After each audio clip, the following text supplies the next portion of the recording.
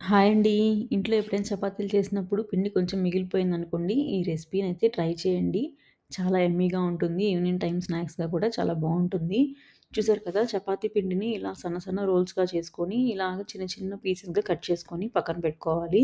అన్ని పీసెస్‌గా కట్ చేసుకున్న తర్వాత, ఒక ఫోర్క్ తీసుకొని, ఒక్కొక్క పిండి ముద్దని దాని పైన పెట్టుకొని, ఇలా నేను చూపిస్తున్నాను కదా! ఈ వీడియోలో చూపించినట్టుగా ఇలా ప్రెస్ చేసుకొని నేను ఈ వీడియోలో చూపిస్తున్న విధంగా చేసుకున్నారంటే చిన్న చిన్న పాస్తా లాగా రెడీ అయిపోతాయి. గోధుమ పిండితో చేసుకునే పాస్తా అనమాట ఇది.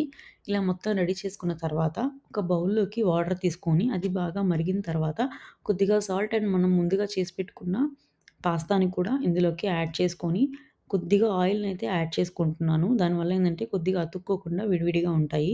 చూసారు కదా! ఇలా బాగా ఉడికిపోయిన తర్వాత మన దగ్గరున్న వెజిటబుల్స్ అన్నిటిని ఒక పాన్‌లో వేసుకొని కొద్దిగా ఫ్రై చేసుకోవాలి.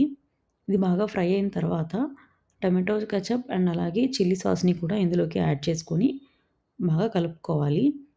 ఈ మసాలాలంతా బాగా కలిసిన తర్వాత మనం ముందుగా చేసుకున్న పాస్తాని ఇందులోకి వేసుకొని బాగా కలుపుకొని ఉప్పు, పసుపు వేసుకొని దించేసుకోవాలి.